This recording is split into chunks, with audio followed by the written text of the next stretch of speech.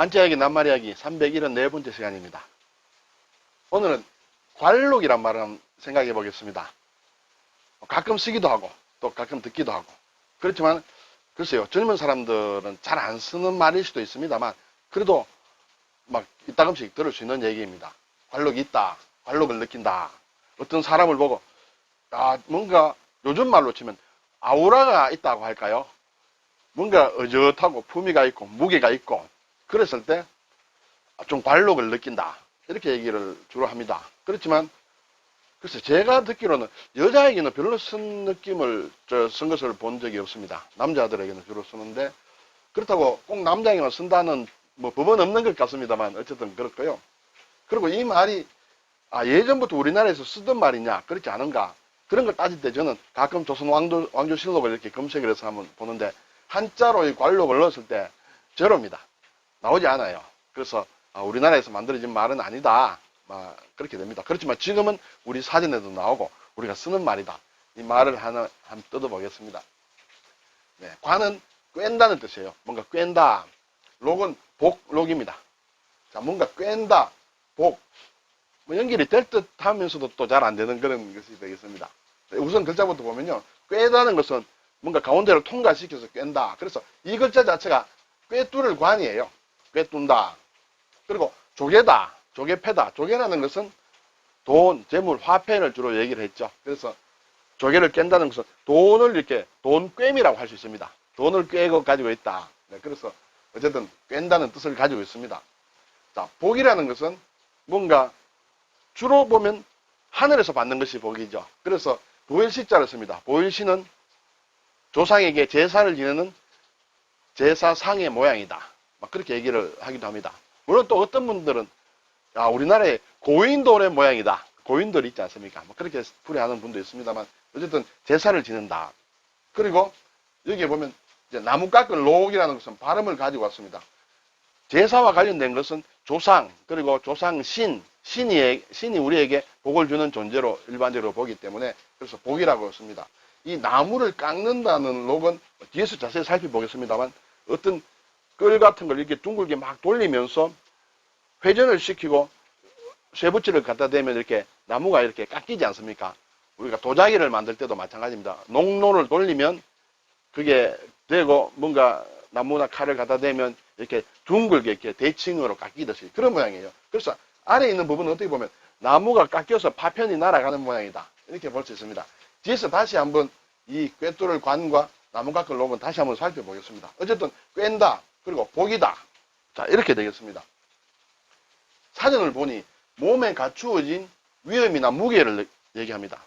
사람이 이렇게 관록 있게 보인다 할 때 너무 이렇게 가늘고 뭔가 체중도 나가지 않고 마른 사람에게는 잘 얘기를 안 하죠. 뭔가 관록이 있으려면 좀 옛날 같으면 배가 나온 사장님 같은 그런 스타일의 듬직하게 있으면 관록이 있게 느껴진다, 이렇게 얘기를 하겠죠. 그래서 어떤 위험이라든지 무게감, 그것을 이제 가지고 관록이라 한다.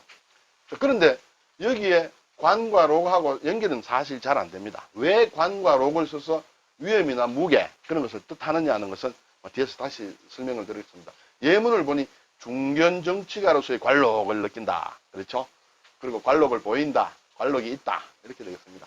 근데 이 관이라는 게 이 벼슬 관자를 쓰면 서서 하는 관록이라는 낱말도 있습니다. 이것은 어떤 벼슬아치, 관리에게 주는 녹봉이다. 쉽게 얘기하면 공무원에게 주는 봉급이다, 이렇게 얘기할 수 있습니다. 그래서 근데 이 관록은 특별히 공무원에게 주는 월급을, 봉급을, 이런 말을 빼고 이러한 뜻을 쓸 때는 이 꿰관자를 쓴다, 이렇게 되겠습니다. 자, 그러면 꿰관자를 다시 한번 깊이 한번 생각을 해보겠습니다. 자, 꿰다는 것은 뭔가 끝까지 통해야 되죠. 그래서 끝까지 통한다는 그런 의미를 가지고 있습니다. 관철시킨다. 무엇을 관철시킨다 하는 것은 중간에 그만두지 않고 끝까지 이렇게 뚫고 나가는 것을 관철한다, 이렇게 되겠죠. 어려움을 관철한다. 네. 그리고 관통한다 하는 것도 완전히 양쪽에서 뻥 뚫리는 그런 것을 관통한다, 이렇게 되겠죠. 그리고 두 번째는 척관법의 단위다. 척이다, 관이다. 이게 지금은 미터법을 쓰죠. 무게는 킬로그램, 그램, 그리고 길이는 센티미터, 미터, 이런 거 씁니다만 그것이 미터법이 되기 전에는 척관법이 있었죠. 척이다는 것은 길이를 나타냅니다. 한자, 한척 이렇게 되겠죠. 관은 이렇게 무게를 나타냅니다. 우리가 보면 뭔가 물건을 살 때 요즘은 잘 쓰지 않지만 예전에는 한 관, 두 관, 세 관, 또 근 뭐 이렇게도 얘기를 하겠습니다만 그런 척관법의 단위의 하나다. 그래서 3.75g이 아마 한 관인 모양입니다. 그리고 세 번째로는 통화의 단위다. 역시 돈을 꿰뚫고 있다. 돈을 어느 정도로 꾸러미가 돼야 한 관이라 하느냐. 여기 보면 우리는 천전, 1전, 2전, 3전 할 때 천전이 이제 한 관이다. 이렇게 해서 이렇게 뜻을 가지고 있습니다. 그리고 또 보면 관향이다. 본관이다.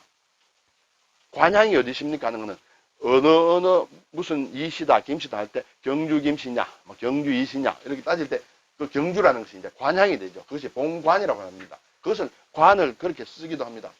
그리고 관역의 한가운데 어떤 활을 쏜다든지 총을 쏜다든지 할 때 관역이 있습니다. 표적에 그 한가운데를 관이라 한다. 그래서 그게 그것을 그 표적지를 관혁이라고 합니다. 가죽혁자를 써서 관혁이 이제 변해서 우리가 지금 쓰는 관역이란 말이 되었죠. 네, 어쨌든 그러한 것도 관이라고 한다. 자, 그러면 우리가 관록이라고 할 때는 이 관은 여기에서 어디에 해당이 되느냐? 결국은 두 번째, 세 번째 해당이 된다고 생각하시면 되겠습니다. 어떤 무게와 관련됐다. 그리고 돈과 관련됐다. 이렇게 되겠습니다. 자, 그리고 이제 이 글자를 볼 때 조금 이렇게 실수하기 쉬운 부분이 있습니다. 이것은 꿰뚫을 관이에요. 이것은 말무예요. 말다, 그만둔다, 말무예요. 여기서 차이점이 이 부분이 차이가 납니다. 그렇죠? 관은 이렇게 해서 여기서 끝이 납니다. 딱. 그리고 이렇게 하지만은 무는 이렇게 됩니다. 이렇게 되고 하죠. 이 부분이 이제 차이가 난다. 그런데 이렇게 신경을 쓰지 않으면, 주의를 하지 않으면 이것과 이것을 비슷하게 쓰는 경우가 있습니다. 그래서 이 관과 관련된 글자는 오늘 배우는 이 관자가 있습니다. 그리고 이 습관이라고 할 때 관도 있습니다. 그리고 열매를 뜻할 때 열매시를 할 때도 이 관자가 들어갑니다. 안에. 그리고 수학이다 뭐 이렇게 할 때는 수를 센다 할 때도 이것은 이 관자와 관련된 그런 글자예요. 그런데 말무자 계통의 글자는 이 부분이 나온 부분은 어머니 뭐, 어미 뭐, 그리고 이거는 이제 오른손 엄지손가락을 얘기합니다. 이 손을 뜻하죠. 우리가 엄지손가락 무라고 합니다. 무. 자, 손도장을 찍을 때 한자말로 무인이라고 합니다. 그렇죠? 한자말로 무인을 찍으셔야 하면 이것을 찍으라는 그런 얘기가 돼요. 어쨌든 같은 계열이다. 말무자. 그리고 독이 있다 없다 할 때도 이것도 말무자 관련된다. 매양매, 바다, 해 할 때는 전부 이 말무와 관련된 모양의 형태를 가진다. 이렇게 생각하면 두 개가 어쨌든 틀린다. 모양이 다르다는 것을 알 필요가 있습니다. 자, 록이라는 것은 자, 하늘이 주는 록, 복록이다, 복이다. 사람에게 제일 큰 복은 먹고 사는 것이죠. 그래서 녹봉이다. 봉급을 얘기합니다. 봉급. 벼슬아치에게 연봉으로 주는 곡식이나 또는 피륙이나 돈 따위로 통틀어 이러는 말이 록이라고 합니다. 복록이라고도 하고 식록이라고도 합니다. 자, 공무원을 보고 일반적으로 나라의 녹을 먹는 사람이다. 이렇게 얘기하죠. 그것을 바로 이때 얘기를 하는 것이에요. 자, 그러면 어떻게 해서 관과 록을 가지고 관록이라고 하느냐. 그런 얘기가 되겠죠. 네. 네, 다시 한번 보면, 관이라는 것은 앞에서 말씀드렸습니다만, 이 통화의 단위다. 그리고 무게의 단위다 했습니다. 결국은 무게가 있다는 뜻이에요. 어떤 무게가 있느냐. 예전에 관이라고 하는 것은 토지가 있습니다. 자기가 경작을 하는 토지가 있습니다. 우리나라 조선왕조실록에 나오지 않는 말이라고 했습니다. 관록이라는 것은. 그럼 결국 어디서 나온 말이냐? 일본에서 나온 말인데, 일본의 무사들은 자기의 영주로부터 어떤 일정한 토지를 받아서 이렇게 먹고 사는데 이제 소용을 충당을 하겠죠. 그때 토지의 크기에 따라서 거기서 나오는 소출을 돈으로 환산했을 때 내가 가진 토지가 몇 관이다라는 것이 나왔습니다. 그래서 그만큼 자기의 재력이나 이런 건 일종의 봉급으로서 받을 수 있는 막 그런 원천이 되는 것이 관이다. 이렇게 되겠죠.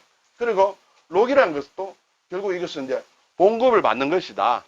자기 영주로부터 봉급을 받는 것이다. 이렇게 되면 관과 록은 돈과 관련된 것이에요. 기본적으로는. 그리고 돈이 많으면 무게감이 있어지는 것이죠.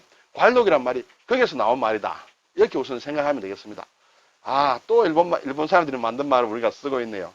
네, 해결해야 될 문제지만 현재 상황이 그렇고 현재 우리가 쓰고 있다는 것이죠. 그게 쓰기 싫으면 바꿔야 되겠죠. 누가 어떻게 바꿔야 될지 모르겠습니다. 어쨌든 그러한 유래를 가지고 있다는 것은 제가 말씀을 드린다. 이렇게 되어 있습니다. 자, 녹자에 대해서 조금 더 구체적으로 보겠습니다. 오늘 본 것이 이렇게 복록이에요. 복록. 자, 복인데 이 녹자, 여기 전부 록입니다. 록 이렇게 돼요. 이 발음을 다 가지고 왔죠. 이것은 나무를 깎는다. 옛날 것처럼 이렇게 되겠습니다. 자, 위에서 뭔가 이렇게 둥근 날붙이를 가지고 이렇게 막 돌리고 날붙이를 댔을 때 나무 파편이 이렇게 옆으로 떨어진다. 깎인다는 얘기겠죠. 그래서 글자가 상당히 복잡합니다. 사실 복잡합니다. 네, 그렇지만 잘 눈여겨보셔야 된다. 이렇게 되겠죠. 근데 이 기록할 록, 초록빛 록, 녹색, 복록, 이것은 자주 많이 쓰이는 글자예요. 우리가 쓰는 낱말이 많이 나옵니다. 여기 돌 모양 록이라는 거 있는데 이것은 막 별로 쓰진 않습니다만 이런 글자도 있습니다. 그리고 여기에 록에 다시 칼을 대었습니다. 이것은 벗긴다는 것이에요. 껍질을 벗긴다. 이것도 뭔가 나무를 깎는 거다. 그리고 또 칼을 댄다는 것은 껍질을 벗긴다. 동물을 죽여서 그 껍질을 벗겨내는 것을 박이라고 한다. 이렇게 되겠습니다. 그래서 쓰는 낱말을 보면 기록한다는 것은 쇠붙이에다가 쇠붙이를 깎아서 이렇게 하는 것을 뭔가 글자를 기록하기 위해서 하는 것이에요. 그래서 녹음을 한다, 등록을 한다, 기록을 한다 할 때 다 이것 씁니다. 초록빛 녹은 초록색이다. 그리고 동록이다. 동은 구리죠. 그래서 동록, 구리에 녹이 슬었을 때 이 녹을 얘기합니다. 왜 이것이 실사빈이 들어서 왜 초록이냐 하는 것은 이 글자는 나무를 깎는다고 했는데 뭔가 푸른 대나무 대를 이렇게 깎았을 때 나오는 그런 색깔이다. 이렇게 얘기들을 하고 있습니다. 자, 복록은 신에게 제사를 지내고 해서 하늘에서 내려오는 복이다 해서 복록이다, 녹봉이다 이렇게 씁니다. 이 돌록은 돌 모양 녹은 글쎄요 돌을 깎는 건지 모르겠습니다만 상당히 어렵겠죠. 우리가 야, 저 친구 녹록지 않은 친구야 할 때 녹습니다. 녹록하다 할 때 녹록지 않다 그럴 때 쓰는 것이에요. 이 벗긴다는 박은 박제를 한다. 동물을 죽여서 그 껍질을 가지고 속에 무엇을 채워서 이렇게 만들어 놓은 어떤 뭐랄까요 표본 같은 것을 우리가 박제하죠. 그리고 박탈한다. 이 껍데기를 벗겨서 뺏어간다. 그래서 박탈입니다. 네, 상당히 좀 심한 말입니다만 네. 자, 오늘 관록이다. 복록이다. 뭐 이런 말 한번 봤습니다. 관은 토지를 돈으로 환산한 것이다. 록은 나라에서 받는 봉급이다. 그래서 이것이 많이 받는 사람들은 무게감이 느껴진다. 그래서 관록이 있다. 이렇게 얘기를 한다는 것을 말씀드리겠습니다. 감사합니다.